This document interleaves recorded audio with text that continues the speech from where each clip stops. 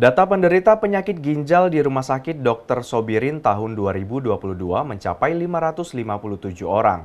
Data ini mengalami peningkatan dari tahun sebelumnya. Salah satu penyebab meningkatnya penyakit ginjal dikarenakan gaya hidup yang tidak sehat serta kurangnya kesadaran akan kesehatan ginjal.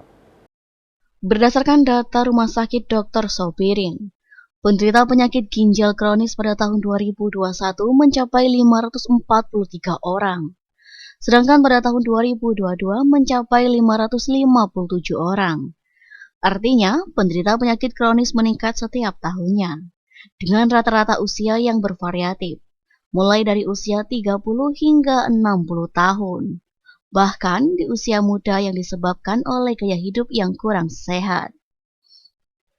Beberapa jenis penyakit ginjal banyak ditemukan dalam kasus kesehatan.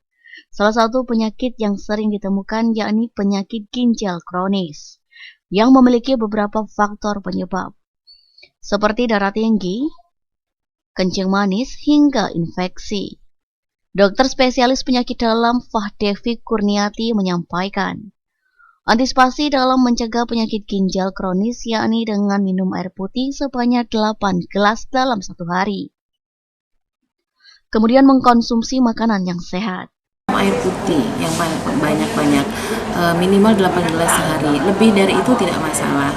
Kemudian apabila makan yang sehat, yang dimasak. Kemudian apabila sudah ada penyakit, harus terkontrol penyakitnya, kayak kencing manis harus dikontrol gulanya, darah tinggi harus dikontrol tensinya.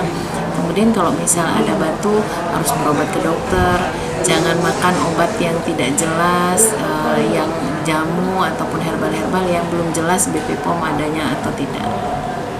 Kembali dirinya menyampaikan, untuk mencegah penyakit ginjal yakni dengan cara hidup sehat bersama, dengan cara perbanyak minum air putih, kurangi mengkonsumsi, memakan dan meminum yang tinggi garam dan gula, dan jika ada keluhan segera periksa ke dokter.